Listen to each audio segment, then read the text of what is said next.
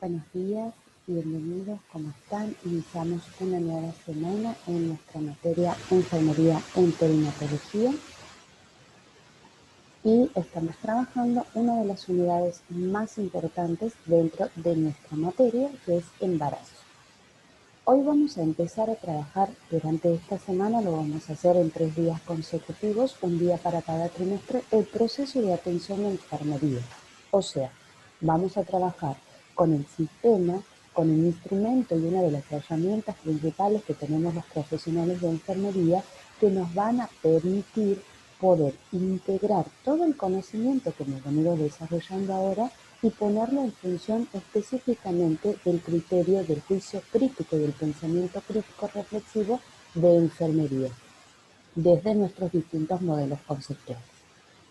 El proceso de atención de enfermería, como les he dicho, es una herramienta específica del profesional de enfermería que nos permite desarrollar determinados cuidados pertinentes e importantes individualizados para la paciente, y en este caso nosotros lo que vamos a hacer es integrar durante estas clases todo lo que hemos venido aprendiendo durante esta unidad, desde el ciclo ovárico, fecundación, concepción, implantación, establecimiento del diagnóstico de embarazo, cambios anatómicos fisiológicos generales del embarazo y el último video que hemos trabajado sobre controles. Todo eso que hemos visto lo integramos ahora dentro del proceso de atención de enfermería.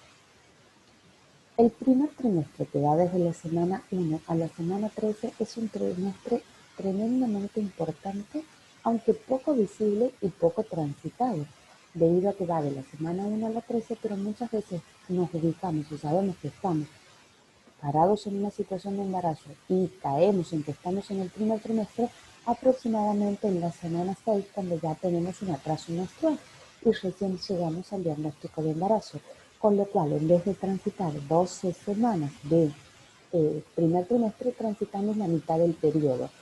Muy diferentes con el segundo y el tercer trimestre, que lo transitamos a los 3 meses completos, o sea, a las 12 semanas completas, debido a que ya hay conocimiento de la situación de embarazo.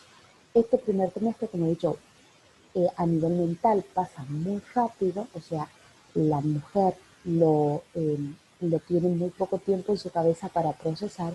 En el control del personal del equipo sanitario y del personal de enfermería también pasa bastante rápido para poder planificar determinadas visitas, pero es uno de los momentos más importantes en lo que hace al desarrollo fetal. ¿Sí? Y esto es lo que tenemos que ver nosotros. Este primer trimestre, que pasa la mitad del tiempo sin saberse que está embarazada, que por lo tanto tiene muchas posibilidades de complicar esta situación, es el momento de mayor crecimiento y desarrollo del feto. En las 3 primeras semanas, una vez que se ha desarrollado este embrión, vamos a tener que aparece el sistema nervioso central. Aparece la médula espinal y el encéfalo, que comienzan a proyectar corrientes eléctricas que van a estimular el crecimiento y desarrollo y la especificación de todos los demás órganos y sistemas, y van a controlar al ser humano durante todo el proceso de su vida. También aparece en estas 3 primeras semanas que termina de desarrollar, se desarrolla el corazoncito y parte del sistema circulatorio, y este corazoncito, que va a seguir evolucionando, ya comienza a vibrar como un colibrí pequeño, con lo cual comienza a eyectar dentro de ese sistema vascular, que todavía es muy pequeño, pero ya comienza a vibrar y eyectar sangre, llevando todo lo necesario para que, junto con la estimulación del sistema nervioso central, comiencen las especificaciones celulares que luego van a ser los distintos sistemas y partes corporales. Y comenzamos a tener forma humana. De solo tener una masa uniforme, vamos a empezar a ver que aparece la cabeza y el cuello, o sea que comienza a separarse a grandes rasgos lo que es la zona cefálica y la zona torácica. Así que tenemos aquí un momento importante.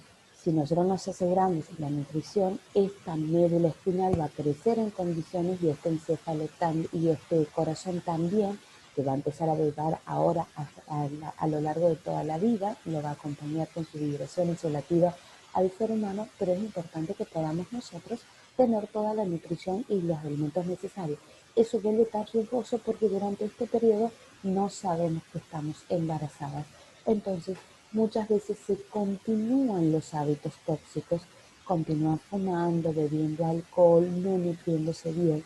Por eso es tan importante que un embarazo sea planificado para que nosotros, antes de quedar embarazada, podamos organizar tanto los hábitos tóxicos, la nutrición, como todos los elementos necesarios para que cuando se produzca la concepción y luego de la implantación, las primeras 3 semanas de desarrollo, que desarrolla partes tan importantes como son el sistema nervioso central y el sistema circulatorio, específicamente el corazón, tenga todo lo necesario para que esto se genere en las mejores condiciones.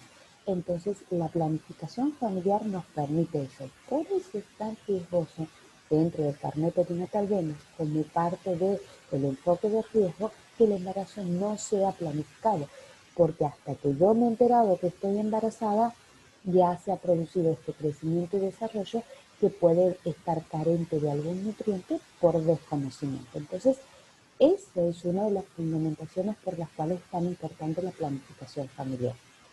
Además de que hay motivos sociales, culturales y económicos que nos llevan a poder mejorar las condiciones en donde vamos a insertar este niño y este embarazo. Entonces, es importante la planificación familiar. No confundamos, como ya les he dicho, planificado con deseado. El deseo tiene más que ver con una situación emocional de aceptación y la planificación con una situación biológica de anticipación. Perdón. Sigamos. En las cuartas semanas ya empezamos a tener músculos, tejidos, conectivos, huesos. Empezamos ya esa masa uniforme que ya empezó a tener forma de cabeza y cuello y separado el tórax. El tórax comienza a separar brazos, piernas, dedos, manos. Comienza a especificar estos caracteres humanos. Pero principalmente comenzamos a desarrollar músculos y huesos. A partir de la octava semana empieza a mover el feto estos miembros porque ya tiene más características humanas. Comienza a tener estimulación nerviosa y comienza a moverse tipo espasmos. Estos movimientos son imperceptibles por parte de las madres, pero son estimulaciones del sistema nervioso central hacia los músculos para comenzar sus movimientos. Entonces es importante porque nos lleva a ver que hay una buena conexión entre el encéfalo, médula espinal y miembros inferiores. Y en las 12 semanas, ya al final del primer trimestre, tenemos es decir, comenzamos a formar algunos de los sistemas con sus órganos internos que luego van a tener su desarrollo en el segundo trimestre y el final de su evolución, muchos completas, otros incompletas en el tercer trimestre. ¿Y por qué le digo incompletas? Porque hay partes del cuerpo que no terminan su desarrollo fetal, sino que terminan su desarrollo postparto, que tiene que ver con el pulmón, que no está siendo utilizado durante la etapa fetal, así como también el intestino, y que una vez que nazca el bebé, con la estimulación de la lactancia, el intestino y con la respiración autónoma del niño, van a terminar de desarrollarse y funcionar efectivamente postparto extrauterinamente. La mayoría de los sistemas comienzan a formarse en este primer trimestre, se desarrollan en el segundo y terminan su evolución y funcionalidad en el tercer trimestre, la mayoría. En estas 12 semanas comienzan a aparecer estos órganos internos, empieza la especificación de lo que es el intestino, el estómago, el aparato digestivo, comienza el sistema endocrino, empieza también a formarse los órganos del sistema renal, o sea que empezamos a ver el riñón, los uréteres, y fundamentalmente acompañando el sistema urinario comienzan a aparecer los caracteres del sistema reproductor externo. Tomemos en cuenta esto. ¿Por qué hablamos de externo? Porque las características genéticas y la especificación interna de los órganos ya han comenzado a partir de la tercera semana. Todo óvulo es con información cromosomática XX que da como base el feto femenino. Siempre el feto tiene como base femenino. El espermatozoide puede tener variantes de características XX, o sea, aportar información cromosomática, información genética para formar un ser humano de características femeninas a nivel a nivel ADN, a nivel cromosomático, porque aporta XX. Entonces se forma el feto femenino. Pero muchas veces el espermatozoide tiene características extras que determinan la aparición de un ser humano con caracteres masculinos, XY. O sea, el sexo lo pone el hombre con el espermatozoide. En una eyaculación puede haber espermatozoide tanto XX como XY, que es lo que va a llegar y va a producir la concepción del óvulo y ya queda un poco azaroso. Por eso en la fecundación in vitro sí podemos elegir un espermatozoide con características XY y poder generar un varón, un feto masculino, elegir el sexo. Si no, es azaroso. En su primera fase, el desarrollo de la mórula en el primer momento del embrión es siempre femenino.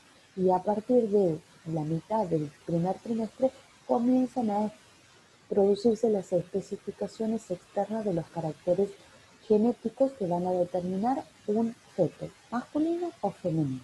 O sea, la base cuando todavía los órganos son inespecíficos es femenino. Lo que son los ovarios luego, cuando se especifica el feto en femenino, pasarán a ser los testículos, las gónadas. Lo que es el útero pasará a ser la próstata.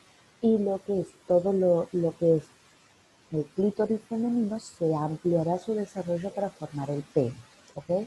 O sea, en la base todo está ahí muy inespecífico, todavía sin generar hormonalidad, y más o menos en la semana 10 a 12 comienza a especificarse.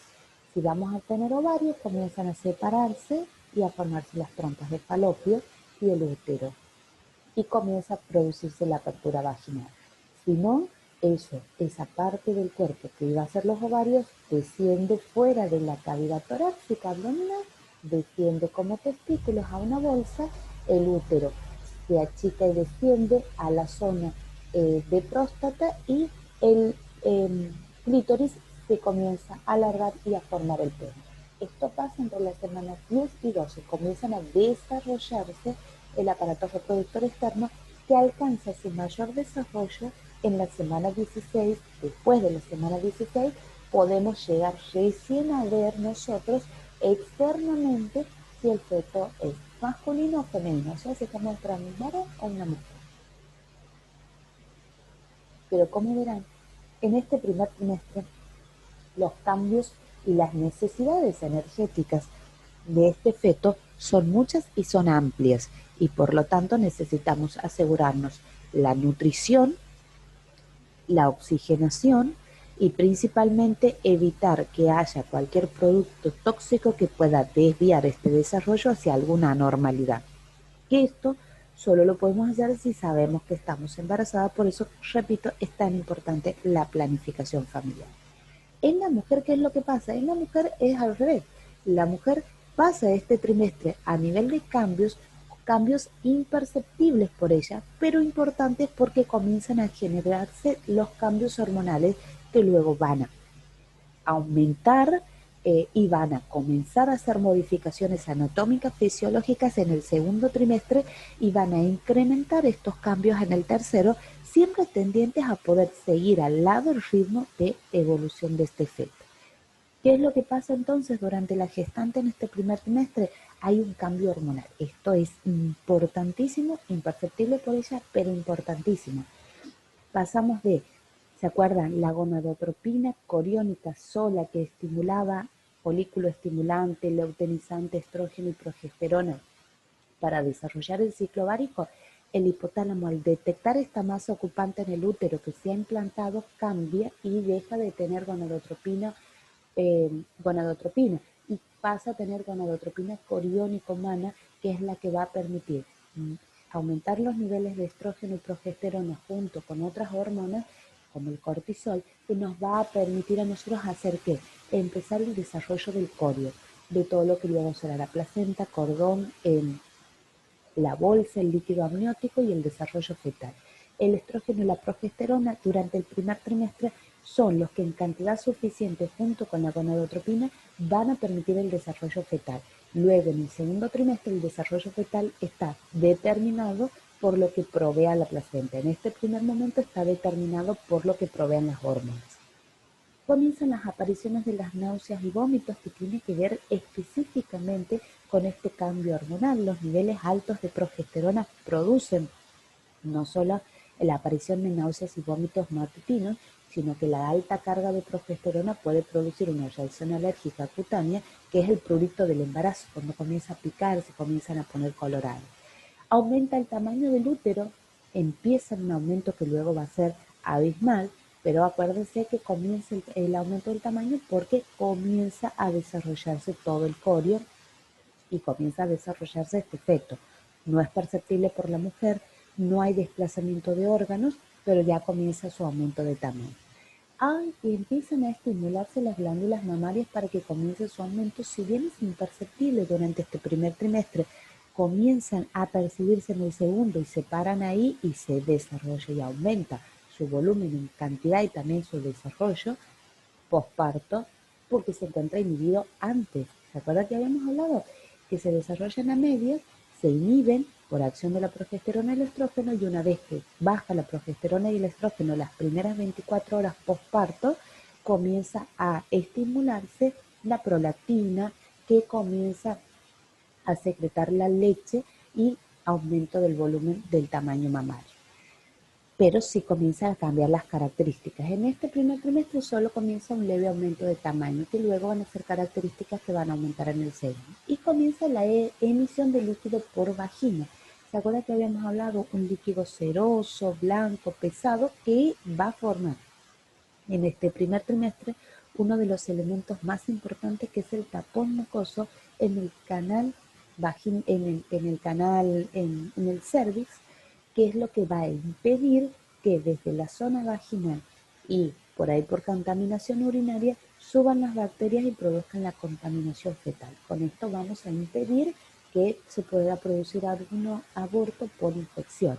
Entonces, en este primer trimestre, esta emisión de líquido vaginal es la que va a formar el tapón mucoso. Pero como verán, los cambios en la mujer inician. Todos estos cambios, salvo las náuseas y los vómitos, son imperceptibles por la mujer, importantes como preparación, pero se van a incrementar en el segundo trimestre. Esto es importante que nosotros lo tengamos en cuenta para saber que no vemos cambios, pero los cambios están. En lo fetal, muchísimos que necesitan mucho de la madre, que la madre esté en condiciones, que duerma bien, que coma bien, que no fume, que no beba alcohol. Esto lo necesito para que crezca el feto. Y empezar a concientizar a la madre que la madre no ha tenido modificaciones, pero ya va a tener, y entonces empezar a ubicarnos en esta situación. Ahí es donde estamos parados como personal de enfermería. Una vez que nos hemos parado ahí, ¿qué hacemos? Empezamos con el proceso de atención de enfermería, los distintos pasos. Hablamos de valoración, diagnóstico, planificación, ejecución de cuidados y evaluación. Aquí vamos a trabajar específicamente durante la situación teórica en valoración, diagnóstico y plan de cuidados. La valoración en este trimestre está enfocada primero en establecer vínculos.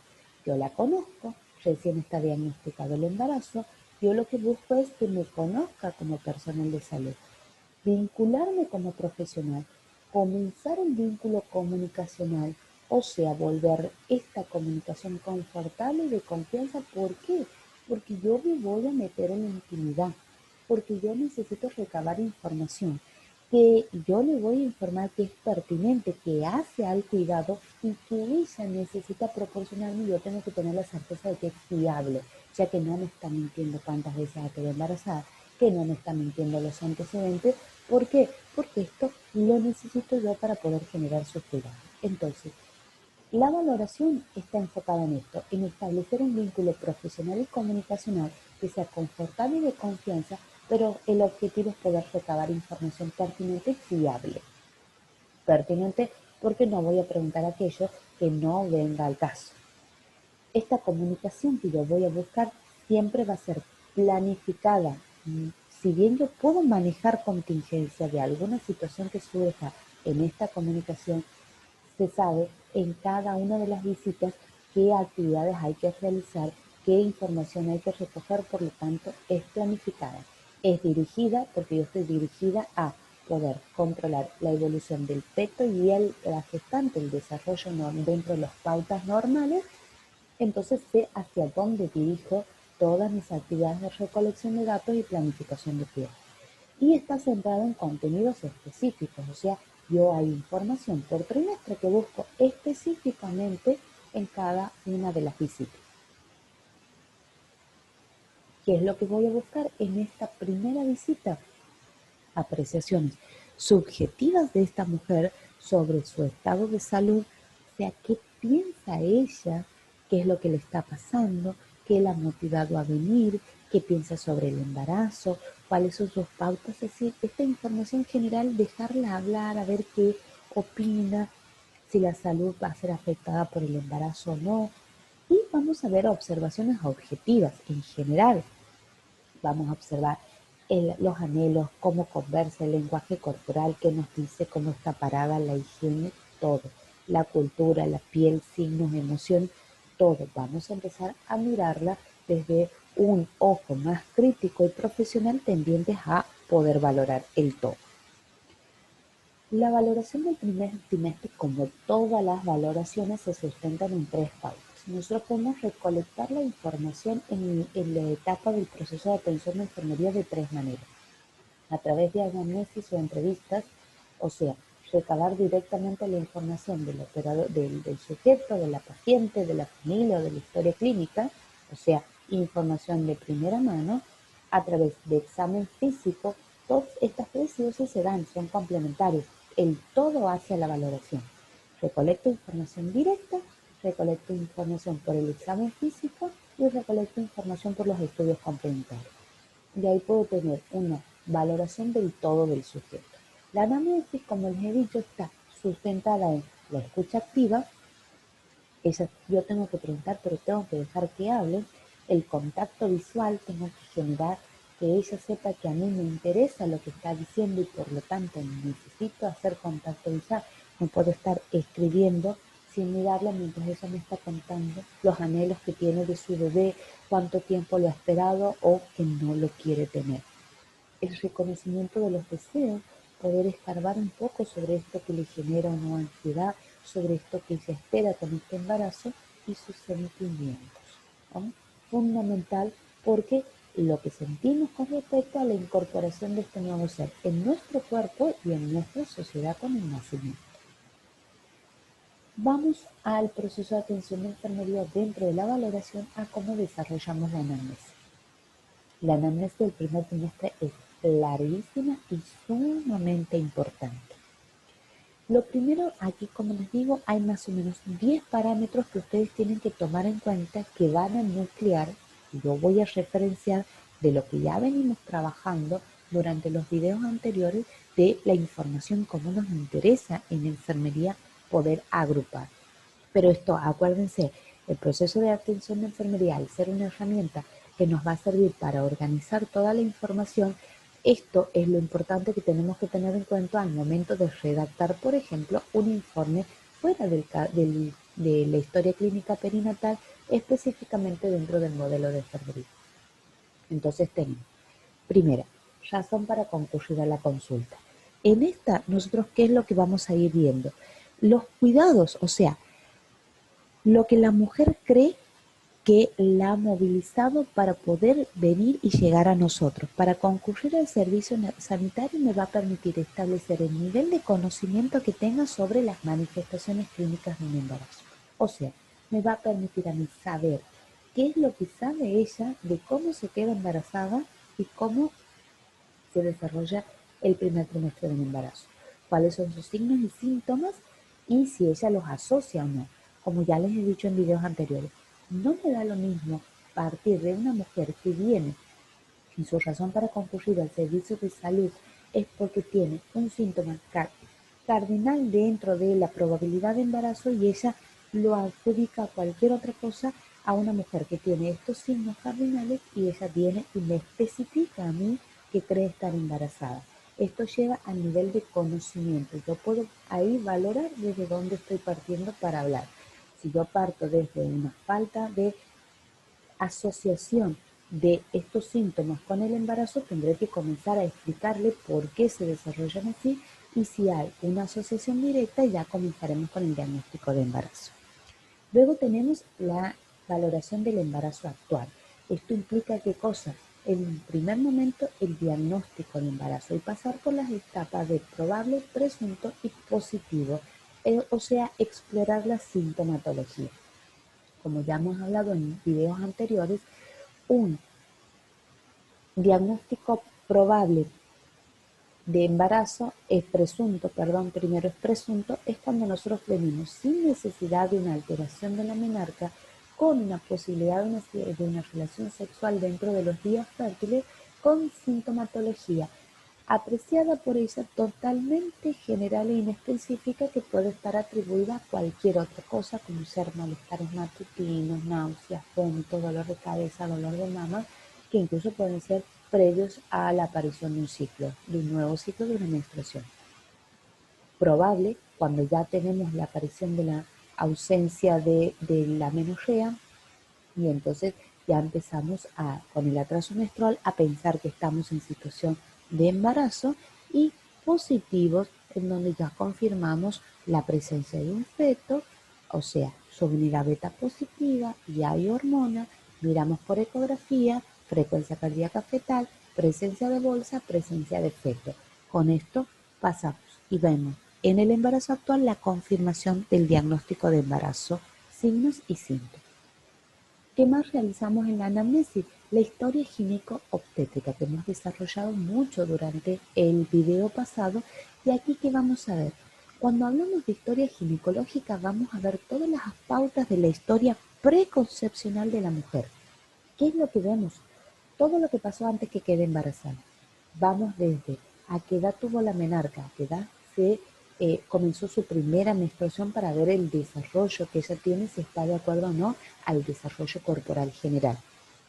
Cuándo inició sus relaciones sexuales, cómo desarrolla sus actividades sexuales con respecto a la menstruación, cuántos días dura su ciclo, si los ciclos son regulares, qué otra situación con respecto a los ciclos tiene que ella nos cuenta como característica, cuántos días dura la menstruación, cómo es el sangrado, si hay presencia de coágulos, si no hay presencia de coágulos, fundamental si usa anticoncepción o no, qué métodos ha explorado durante toda su vida antes de esta concepción. No es solamente si no usaba antes de quedar embarazada.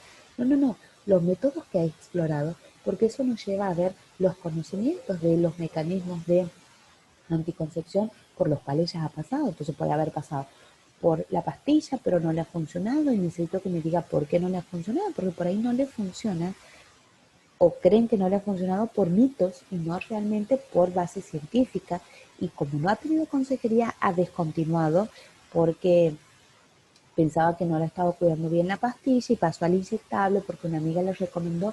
Esto me lleva a mí a ver cuál es su historia y su trayectoria dentro del proceso de anticoncepción. Así como también dentro de esto si ha tenido los controles femeninos necesarios que implican los controles clínicos médicos de Papa Nicolau, mamografía, controles de laboratorios para establecer la hormonalidad que son necesarios en determinados periodos como controles ginecológicos de rutina. ¿Qué hallazgos sabido? ¿Qué ginecóloga la ve?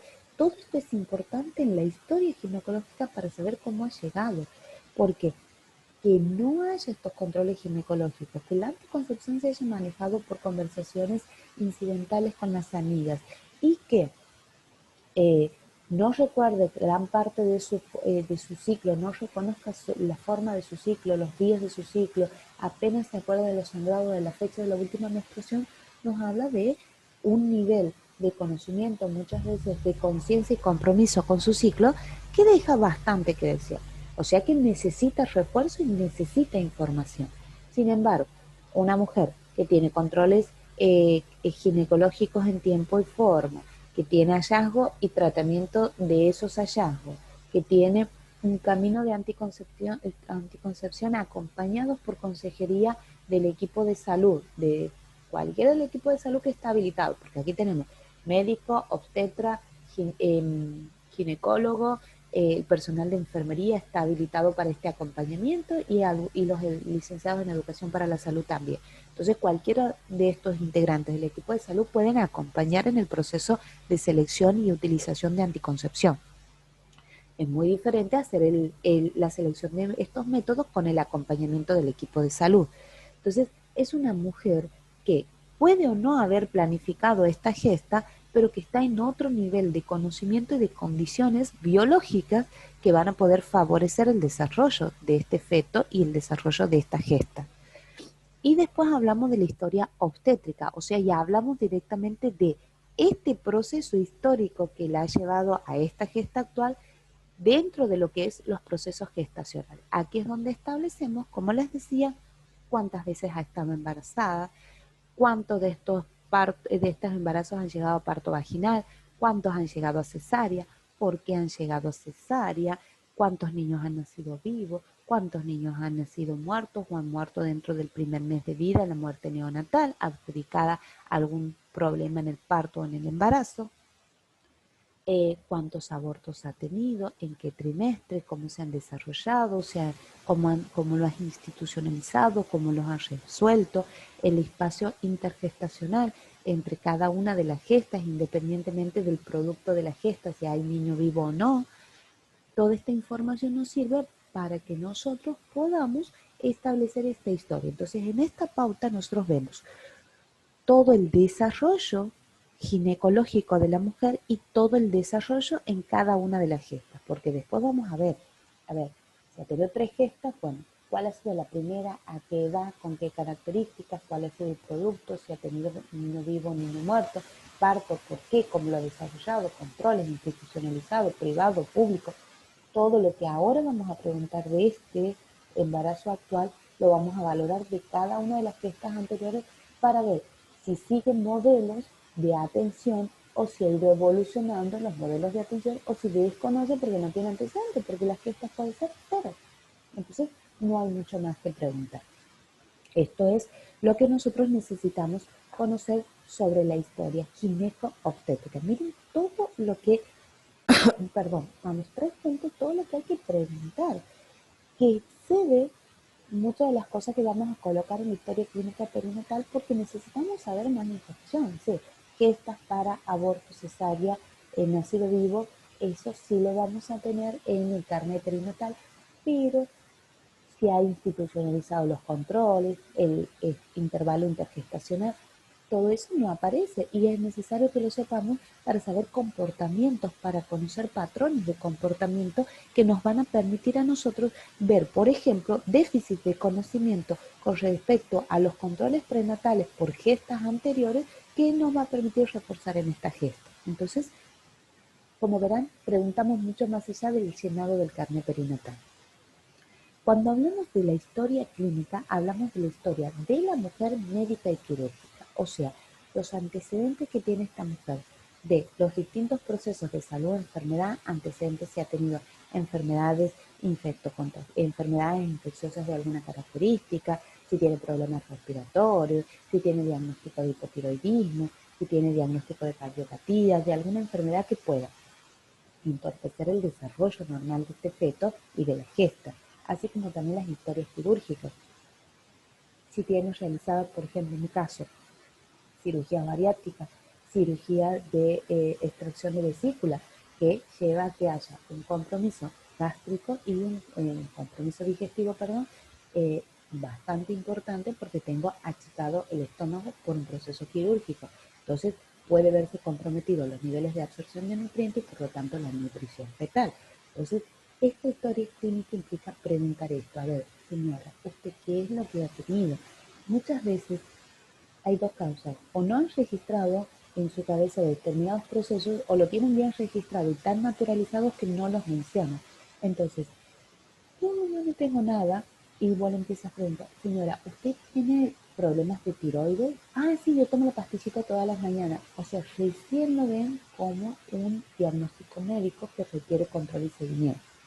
Entonces, hipotiroidismo, cardiopatías, enfermedades renales, todos estos sistemas que nosotros sabemos se van a comprometer, problemas de mecánica corporal, problemas musculares, problemas circulatorios, cualquiera de estos problemas digestivos, quirúrgicos, es importante que figuren en esta historia clínica. Como ustedes verán, ahí es donde el carné perinatal tiene muchas falencias, porque solamente pregunta antecedentes de determinadas enfermedades, pero nosotros necesitamos saber mucho más de esta mujer. Si se han diagnosticado, cómo se han medicado, cómo se están controlando. Y las quirúrgicas, cuándo y por qué se han desarrollado. Después vamos a la historia dietaria. Aquí, ¿qué es lo que buscamos nosotros? Saber cuál es el estado nutricional de la paciente y las desviaciones de la situación por situaciones socioeconómicas, culturales. Aquí valoramos el todo. No solamente valoramos lo que vamos a ver en el examen físico, peso, talla, índice de masa corporal y todo lo demás, sino básicamente preguntamos las características del desarrollo nutricional. ¿Cuáles son las características sobre el cual se desarrolla la nutrición? Pautas sociales, económicas y culturales y psicológicas. La alimentación se desarrolla en una pauta económica. Yo compro lo que puedo pagar, o sea, de acuerdo a mi poder adquisitivo y de acuerdo a dónde puedo ir a buscar en una pauta social.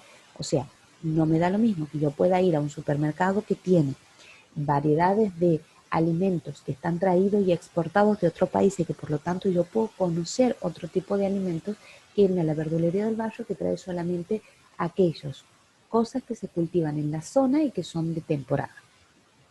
Porque, bueno, si bien eso no pasa tanto porque ahora hay de todo en todas partes, es importante porque esta es una pauta económica y social de acceso y adquisición de determinados productos que nos van a llevar a mejorar y ampliar nuestra nutrición.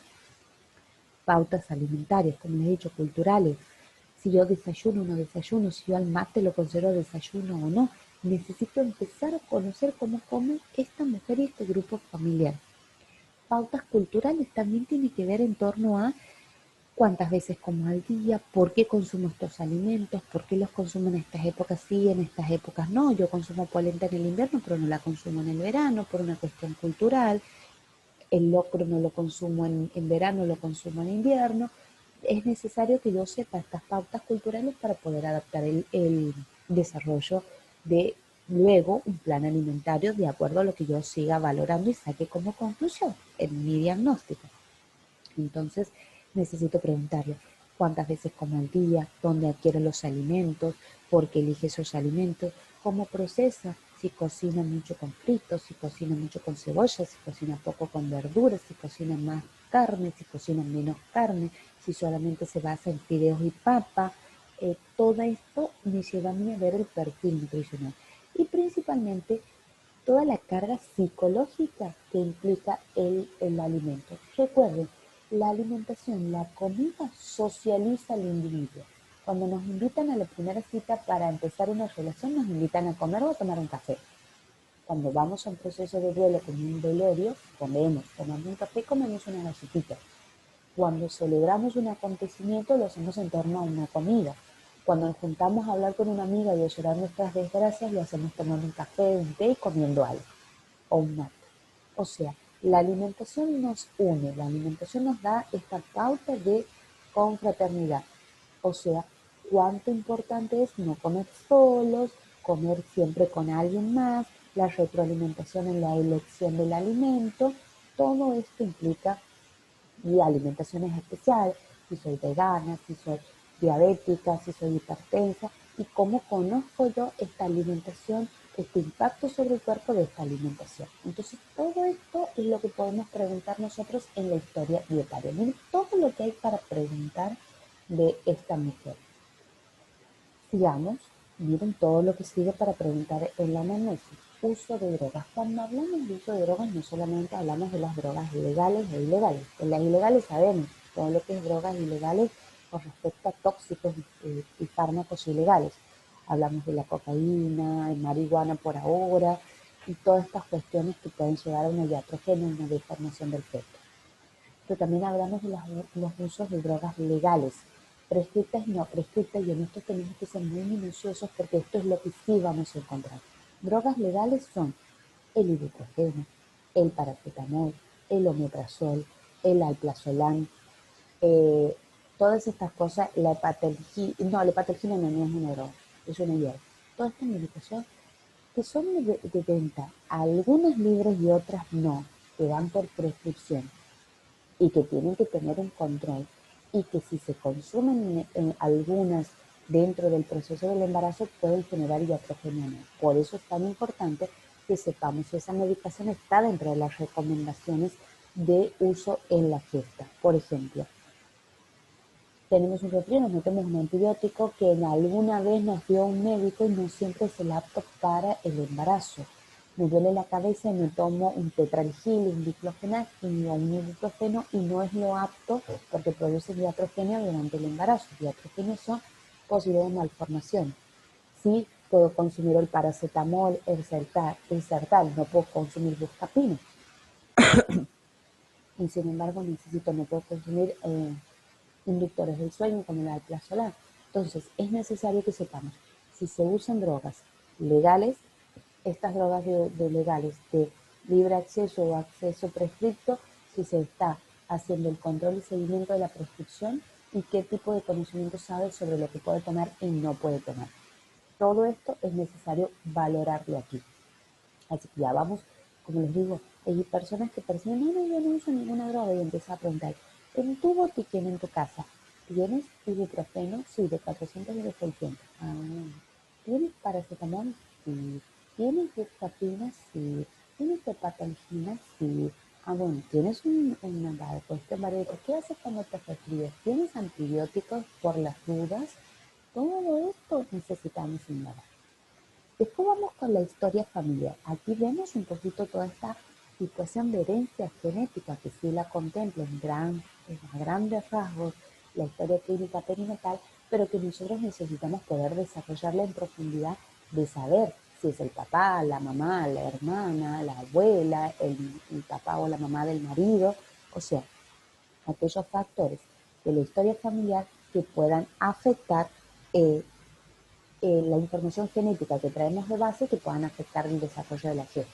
Entonces ahí vamos a ver hipertenso, ACV, diabetes, TBC, lo que hemos visto del papá, de la mamá, de los hermanos, de los familiares, de los abuelos paternos, maternos del niño. Revisar esta historia familiar, si ha sido tratada, si han fallecido, a qué edad han fallecido, por qué motivo, si había contacto o no había contacto.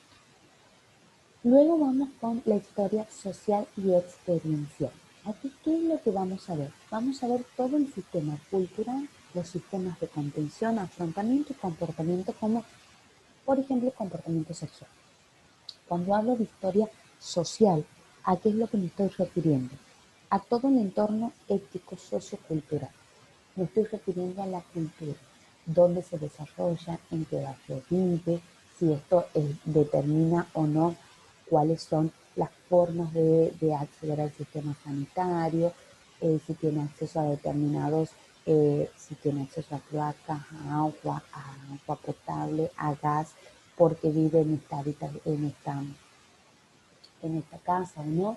Y a la experiencial tiene que ver con que si se junta con amigos, si no, si tiene familiares, si solamente está en la familia nuclear, si vive en una familia ampliada, los hábitos que tiene esta mujer, si tiene un sistema de contención, o sea, esto de que le rodea la familia, una pareja o no, cómo afronta las dificultades, cómo resuelve los problemas, cómo se desarrolla su comportamiento sexual en pareja o no.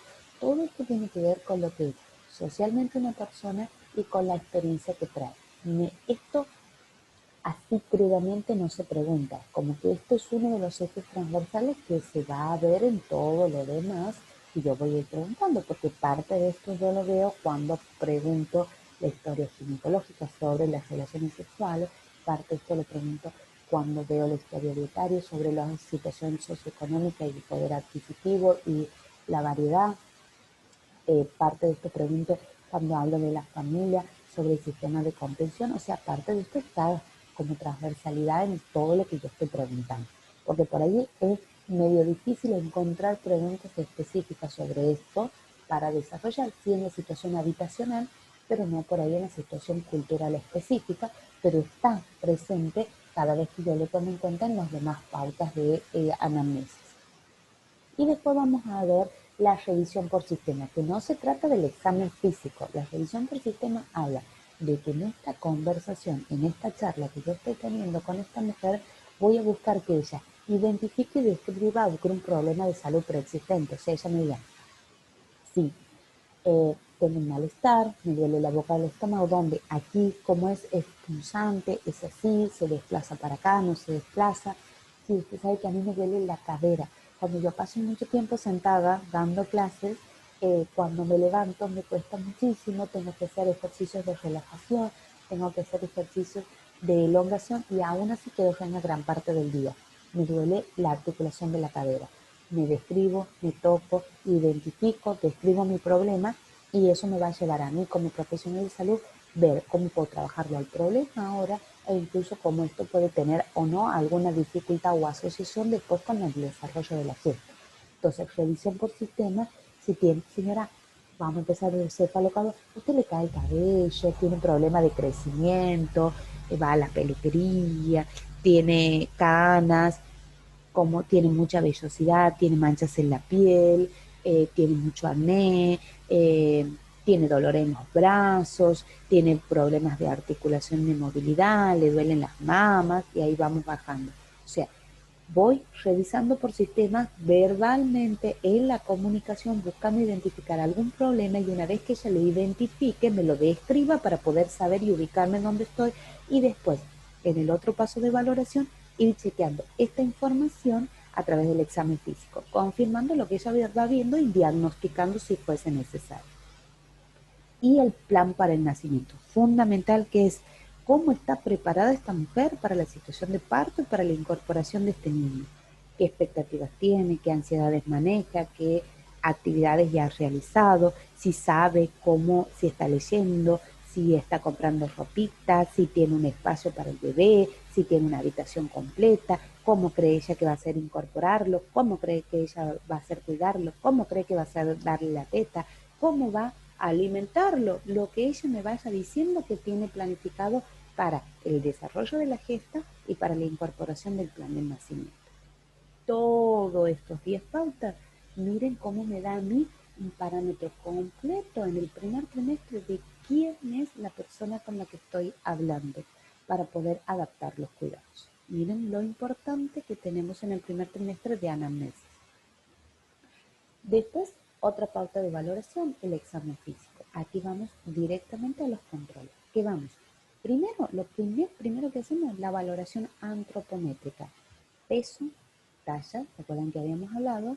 Determinación con este peso y talla del índice de masa corporal y ahí vamos a categorizar si la mujer se encuentra según su índice de masa corporal, o sea, el peso para la talla, si este es poco o insuficiente, bajo peso, si este es normal o suficiente para su talla, o si está excedido el peso con relación a su talla, sobrepeso, obesidad grado 1, grado 2 o grado 3.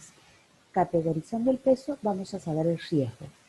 Todo lo que esté por debajo del índice normal, que es 18, o por encima del índice normal, que es 24, o sea, bajo peso o sobrepeso para iniciar un embarazo del primer trimestre, es una situación de alto riesgo y va a requerir controles específicos, ampliar los controles y ampliar el seguimiento y la incorporación de otros sistemas y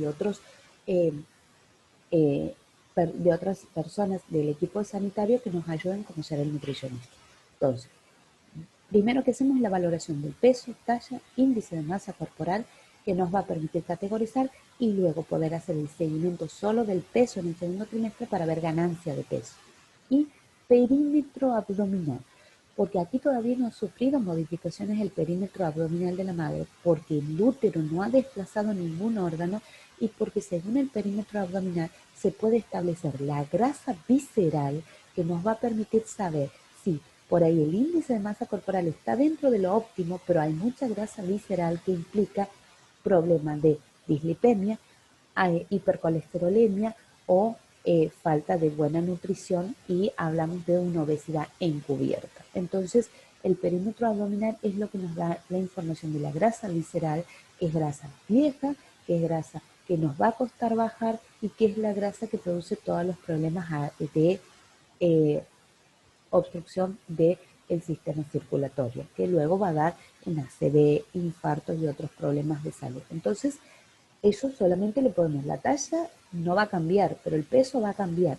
Por lo tanto, el índice de masa corporal solo lo podemos establecer en el primer trimestre y el perímetro abdominal para categorización también de perímetro solo lo podemos establecer en el primer trimestre. Valoración nutricional complementaria de lo que hemos hecho en la historia dietaria. Aquí vemos las medidas antropométricas. Después vamos a trabajar ¿qué? Los signos vitales.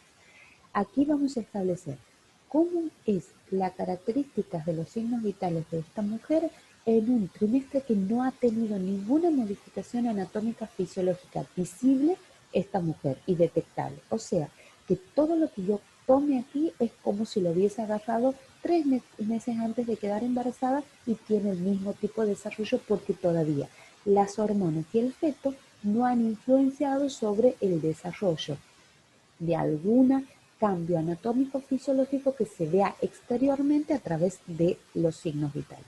O sea, que estos signos es como si yo la estaría viendo sin embarazo. Que vamos a ver pulso y sus características, las dinámicas respiratorias, porque esto va a sufrir cambios, y esto ya lo hemos hablado, saturación de oxígeno, presión arterial y temperatura corporal. Todos los signos vitales que sabemos que lo vamos a ver en el primer trimestre, los vamos a controlar durante todos los trimestres, pero que van a sufrir modificaciones y vamos a tener que ver la evolución de esas modificaciones dentro de las pautas esperables que conocemos nosotros que van a pasar. Aquí no va a haber modificación, pero cuando veamos PAE del segundo trimestre vamos a ver que el pulso cambia, la presión arterial cambia. Y cuando veamos PAE de tercer trimestre vamos a ver que la dinámica respiratoria cambia, la saturación de oxígeno cambia, la presión vuelve a cambiar, la temperatura corporal cambia, todo cambia. Entonces ahí solo sabemos que algo ha cambiado si conocemos cómo era de base. Si no conocemos cómo era de base y lo tomamos como un control aislado, no sabemos qué ha cambiado. Nada más. Simplemente sabemos si está o no dentro de lo estándar, lo esperable, lo normal. ¿Ok? ¿Qué más vemos durante la valoración del examen físico? Hacemos una inspección general, o sea, vemos la piel, las higienes, las alteraciones, una visión general, cómo se encuentra vestida, cómo camina, cómo tiene la inserción de los vellos, si tiene ojeras, las conjuntivas, antes de comenzar la revisión, la higiene, la distribución de la grasa corporal, vemos las piernas, si tiene varices, o sea, vemos todo, inspeccionamos la piel, la higiene, alteraciones, características generales de esta mujer, antes de comenzar un examen físico que es cefalocaudal. La vemos de la punta del pelo a la punta del pie, pero nos detenemos en 4 partes. Como les dije, valoramos el todo, los ojos, las vías respiratorias superiores, la boca, todo valoramos.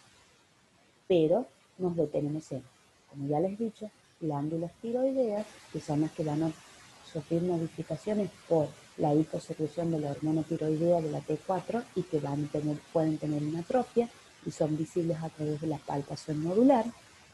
Las mamas, que vamos a tener modificaciones de aumento de tamaño, características del color de la piel, características del pezón y la areola y secreción de líquidos, como hemos visto en la de controles, y que por lo tanto en el segundo y tercer trimestre va a haber cambio, pero necesito conocerla en este trimestre en donde todavía no han sufrido cambio.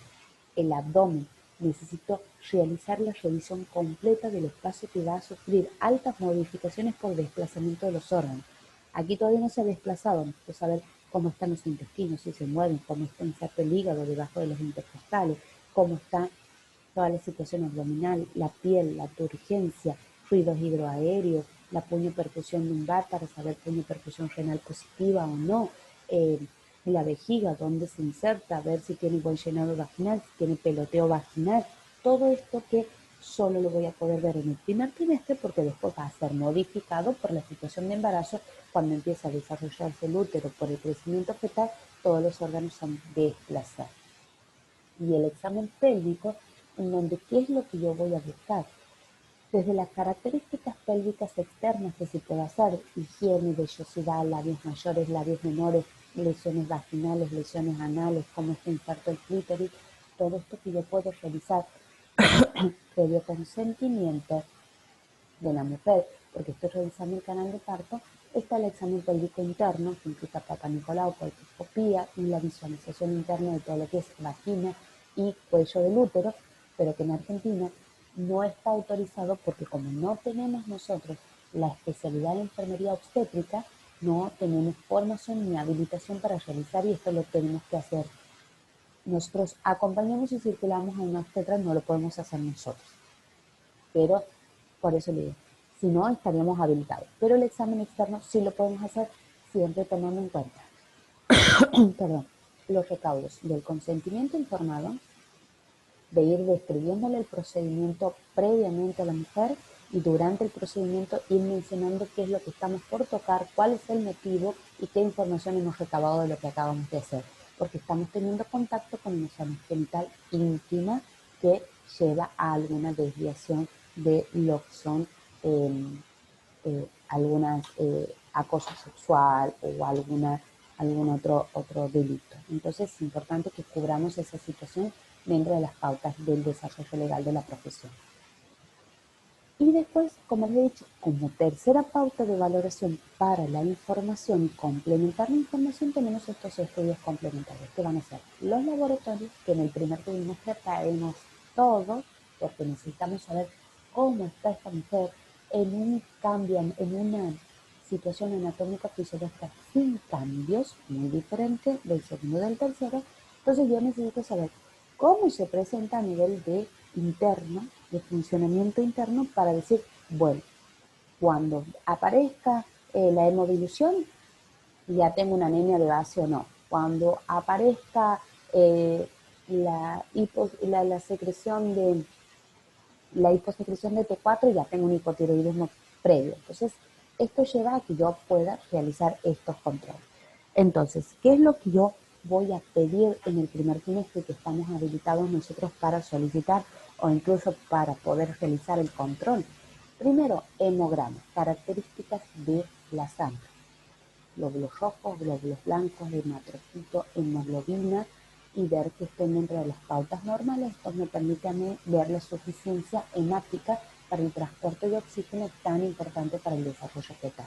Grupo y factor, importantísimo en la determinación de grupos sanguíneos para saber cuáles van a ser o no las posibilidades de la sangre que tenga esta mujer y el factor RH positivo o negativo, antígeno para positivo o negativo, por las complicaciones que suele haber si una madre es RH negativo y el feto es RH positivo, hay aglutinación de sangre, con lo cual hay una coagulación de la sangre que impide en el feto en la buena oxigenación a nivel placentario y el desarrollo fetal. Glucemia. Vamos a pedir un laboratorio de glucosa en sangre en ayunas con un periodo de ayuno de 6 a 8 horas y si esa glucemia nos da alterada, vamos a hacer el siguiente paso que es la prueba de tolerancia oral de la glucosa o sin glucemias alteradas con antecedentes de diabetes gestacional o diabetes en familiares directos. Cuando veamos la unidad de diabetes, vamos a ver cómo se establece la diabetes gestacional y el diagnóstico aparte de la glucemia.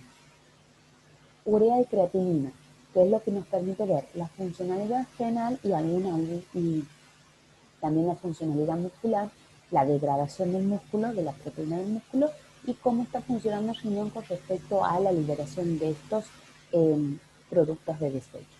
Vamos a pedir las 5 serologías, recuerden esto. BDL, de sífilis, HIV, hepatitis B, Chaga y toxoplasmosis. A la aparición de cualquiera de estas implica tratamientos específicos que lo vamos a ver también en las próximas unidades y indicación de cesárea. Sí o sí, por un compromiso de contaminación del canal de parto. Vamos a pedir una orina completa que si no tiene ninguna alteración sea solo orina y si no una orina completa si tiene alguna alteración microscópica, aunque sea pequeña como hematuria, ya pedimos un urocultivo. ¿Por qué?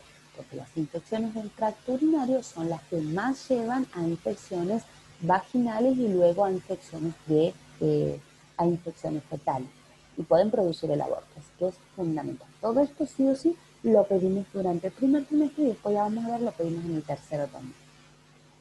Ecografía, que ya la hemos pedido para confirmar el feto, la frecuencia cardíaca fetal, y el Papa Nicolau si estaríamos en condiciones para ver cómo está el cuello del útero, contaminaciones, cicatrizaciones y alguna otra situación que el PAP nos pueda reflejar. Esto es valoración en el primer trimestre del embarazo.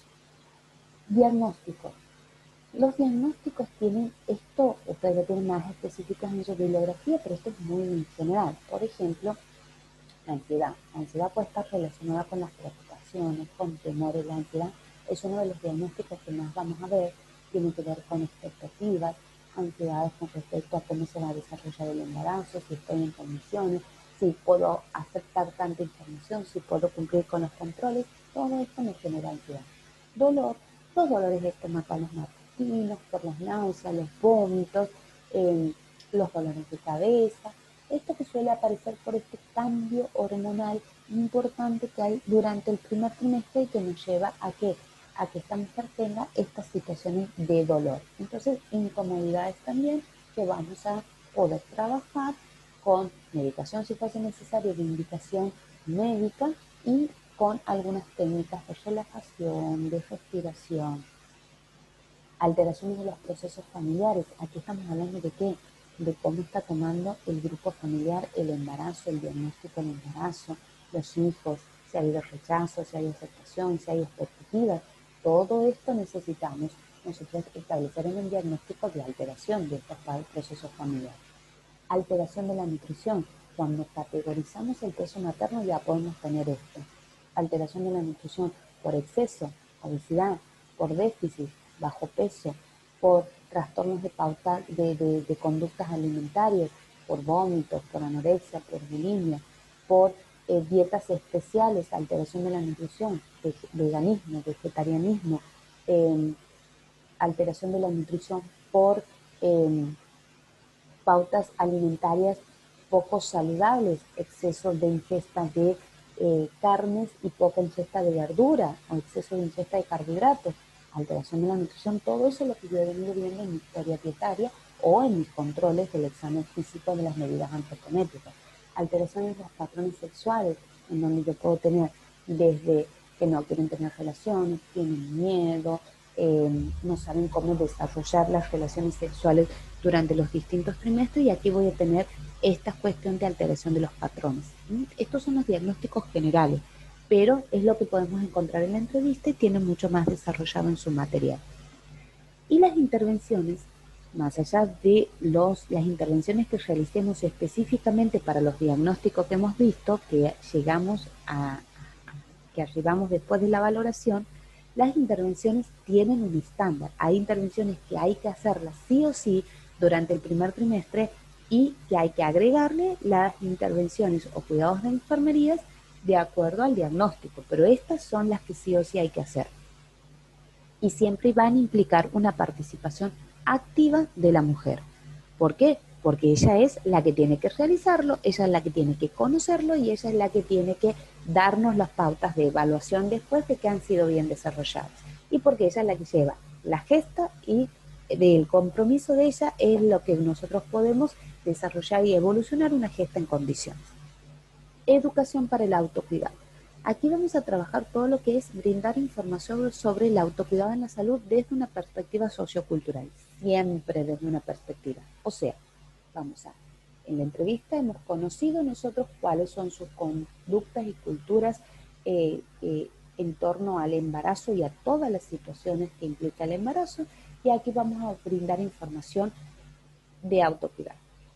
Modificar pautas alimentarias, modificar ciertas cuestiones alimentarias en torno a la cultura, modificar, por ejemplo, creencias en torno a la sexualidad. O sea, vamos a trabajar directamente algunas pautas educativas que vamos a tener con respecto a cómo se van a desarrollar el organismo, cómo vamos a recibir al bebé, cómo vamos a desarrollar el parto, educación para que se cuide esta mujer en clase de preparto, por ejemplo, desde su perspectiva sociocultural.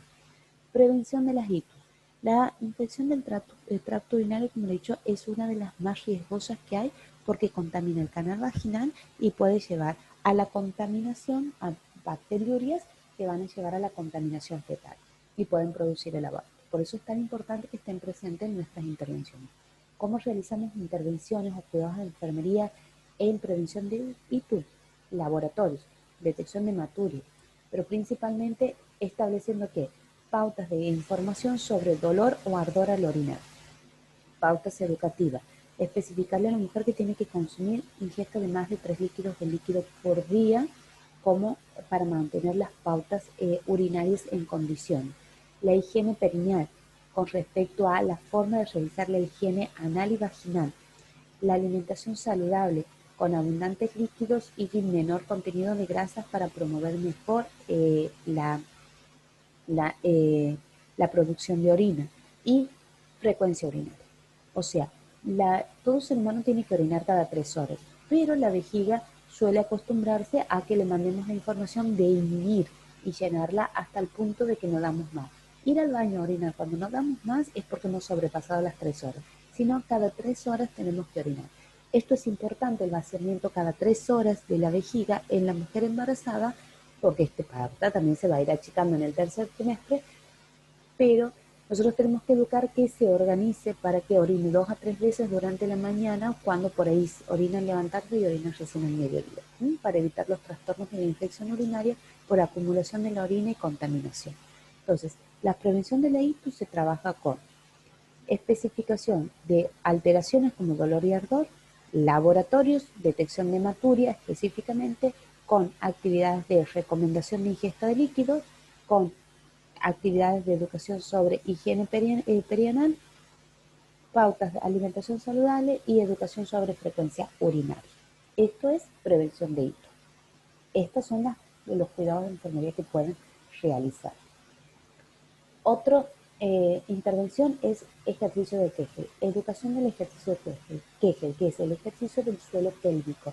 O sea, nosotros todo lo que son las musculaturas en la zona perianal, en la zona de los labios externos y en la zona de la musculatura eh, eh, de la zona peritoneal, nos va a permitir mejorar un control en la situación de parto. El ejercicio de Kegel básicamente se utiliza en 3 situaciones, se entrena para que tengan beneficio en 3 situaciones. Esta que vemos nosotros es la situación de parto vaginal. Si yo fortalezco y mejoro la turgencia y mejoro la elasticidad de los músculos que están en torno a la zona de la vagina, ¿qué es lo que voy a obtener? Que tengan mejor respuesta a la distensibilidad que va a tener durante el trabajo de parto. ¿En qué más se usa? Se usa cuando yo necesito entrenar el suelo pélvico para mejorar la elasticidad de los tejidos tendientes a evitar o poder contener algunas alteraciones de la musculatura que llevan a que este músculo ceda, como es el prolapso. Entonces se trabaja mucho los ejercicios de Kegel para disminuir todas las complicaciones del prolapso. Y también se trabaja el ejercicio de Kegel porque al tener conciencia, control y mejorar el control voluntario de todo lo que es la musculatura de la zona vaginal, vamos a tener relaciones sexuales de una manera mucho más consciente de la distensibilidad y la contractibilidad vaginal, que va a llevar a mejorar la experiencia sexual. Recuerden, contrayendo la vagina se mejora la cercanía del clítoris al roce para mejorar la experiencia femenina, pero también la compresión del pene va a mejorar la experiencia masculina. Entonces, también se utiliza el ejercicio de Kegel para promover la mejora de las relaciones sexuales. Incluso también se trabaja el ejercicio de Kegel en hombres para mejorar la erección. El ejercicio de Kegel se puede realizar de 2 maneras. Una, a través de la detección, detener la micción. Mientras yo me voy a orinar, empiezo a orinar, detengo el chorrito, vuelvo a orinar, detengo el chorrito, vuelvo a orinar, detengo el chorrito, vuelvo a orinar, listo, terminé de orinar. La próxima vez que vaya a orinar vuelvo a hacer lo mismo. Esto me permite a mí control voluntario de mi zona genital. Para detener el chorrito tengo que contraer la musculatura, para volver a alargar el chorrito tengo que poder ampliar nuevamente, distender mi musculatura. Esto es una manera por ahí que retrasa. A ver, esto vamos a tener un resultado del ejercicio de Kegel con la micción detenida, si nos acordamos casi en todas las micciones, en un proceso de 6 meses, 7 meses. Por lo tanto, para el trabajo de parto no me sirve. ¿Cuál es la que me sirve para el trabajo de parto? La contracción y sostén de la tensión muscular. O sea, trabajar estos 2 tipos de ejercicios que hay con respecto a tensionar. O sea, ¿qué es lo que puedo hacer? En el primer ejercicio que vemos de arriba es relajo, subo y bajo. Para subir la zona de la cadera necesito contraer los glúteos sostener y cuando bajo, relajo. Esto implica cuando contraigo el glúteo, que ejercito toda la zona anal y vaginal. Entonces, contraigo, subo, sostengo, relajo, bajo. 10 minutos de este ejercicio a la mañana, a la siesta y a la tarde, y en 3 meses voy a tener preparado el suelo pélvico para mejorar la experiencia de parto. Si no, está el otro, porque por ahí con la panza se vuelve difícil cuando cambia la distribución de la mecánica corporal. El que tengo abajo es acostada, contraigo, o sea, traigo todo el suelo pélvico hacia mí, contraigo la zona anal, contraigo la zona vaginal, como si fuese que estaría desplazándola hacia mí, sostengo, cuento hasta 10 y relajo y lo vuelvo a empujar. Esto implica que contraigo nalgas, la zona anal, suelo pélvico, sostengo, relajo, contraigo, sostengo, relajo. 10 minutos, mañana, siesta y tarde, y estamos haciendo los ejercicios de Kegel para fortalecer el suelo pélvico, que tenemos 3 beneficios. Mejora el trabajo de parto, trabajamos sobre la musculatura para evitar el prolapso y mejoramos la experiencia sexual con el control voluntario vaginal. ¿Qué otras intervenciones tenemos? Entonces, volviendo. Esto es ejercicio de Kegel, educación y formación en el ejercicio de Kegel. El control es una de las intervenciones sí o sí del primer trimestre, que la podemos repetir en el segundo y en el tercero. ¿Qué otra cosa? Enseñanzas adicionales. Aquí vamos a hacer todas las pautas educativas. Consejería sobre alimentación, consejería sobre ejercicio, si puede realizar, si tenía o no actividades previas que realizaba, si era atleta o no, cómo lo va a realizar en este trimestre, cómo después lo va a ir desarrollando, cómo va a dormir, si necesita hacer modificaciones, los hábitos intestinales, tabaquismo, consumo de alcohol, uso, todas estas enseñanzas sobre estas pautas que nosotros vayamos detectando que necesitan refuerzo educativo, las vamos a planificar de esto. Entonces, planificar sobre el uso de la medicación a la que tiene acceso en su domicilio, aquellas aconsejadas y no aconsejadas durante el embarazo, de uso libre y de uso controlado por parte del profesional médico. La única de uso libre es el paracetamol y el sartán en perla. Después, todas las demás son de uso controlado médico. Pero ya es mi pauta de educación. Pauta de educación sobre el consumo de alcohol, qué tipo de alcohol, si puede consumir, si no, en qué trimestre. Hábitos de sueño, hábitos de destino. Los cronogramas para el cuidado prenatal, o sea, establecer cuáles van a ser los periodos de visita que durante los 2 primeros trimestres son una vez por mes y en el tercer trimestre cada 15 días y cuando se va acercando el parto cada semana. Esto, vamos a establecer el cronograma. Entonces, en las intervenciones, ¿cómo desarrollaría yo este cuidado? Establecer las pautas de cuidado prenatal de acuerdo a los tiempos y disponibilidad de la mujer en tal fecha para realizar tal y tal proceso, ¿ok? Entonces ahí vamos viendo.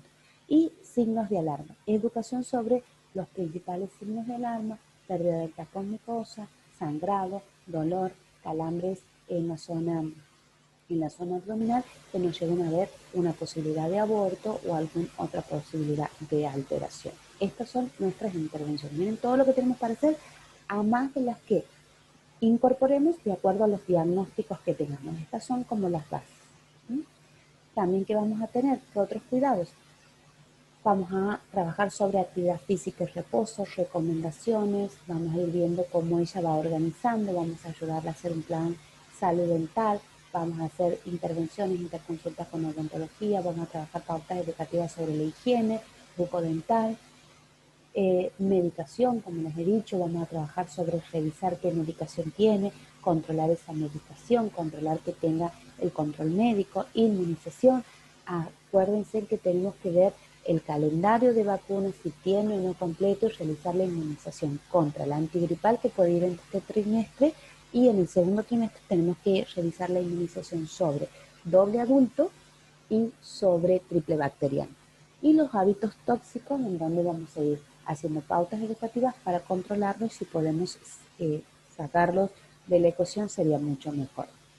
Vamos a hacer asesorías sobre salud sexual, vamos a ir viendo las distintas pautas de respuestas emocionales en el trimestre Vamos a ir haciendo la educación sobre la modificación de los atuendos tendientes a la evolución de la panza y vamos a ir trabajando sobre las pautas alimentarias saludables y los requerimientos nutricionales para cada uno de los trimestres de acuerdo a las pautas generales de recomendación que tiene la guía prenatal que habíamos hablado en clases anteriores.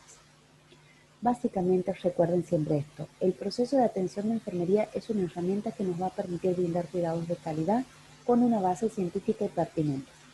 Calidad está determinada por que sean competentes, que sean buenos, que sean no buenos en el sentido de bueno o malo, sino sean aptos, óptimos, que tengan base científica. No estoy haciendo algo porque a mí se me ha ocurrido, sino que tienen, ¿se acuerdan cuando hablábamos en el modelo de rompecabezas? Tiene una base científica que me lleva a mí a buscar determinado hallazgo para poder realizar un mejor control. Que sean pertinentes. No voy a controlar ni preguntar ni tocar porque sí, si no es pertinente. Por esto nosotros constantemente estamos estimulando estas 3 unidades. Este es el objetivo de 3 días de clase del proceso de atención de enfermería en el embarazo, porque lo que nosotros necesitamos en ustedes como estudiantes es que ustedes en esta etapa ya tengan pensamiento crítico, puedan reflexionar, puedan adaptar los cuidados y principalmente integrar todo lo que le enseñamos en un proceso propio de su profesión, que va a permitir a ustedes como estudiantes prepararse para brindar cuidados eficientes, eficaces, o sea, con menor recurso posible, de la mejor manera posible, con el mejor impacto y principalmente individualizados tomando las características socioculturales de respeto del otro. Entonces, esto es lo que nosotros buscamos a través de estas 3 clases que vamos a tener de integración de toda la unidad de embarazo en el proceso de atención de enfermería. Nos vemos en el siguiente video con el segundo trimestre de embarazo. Cuídense.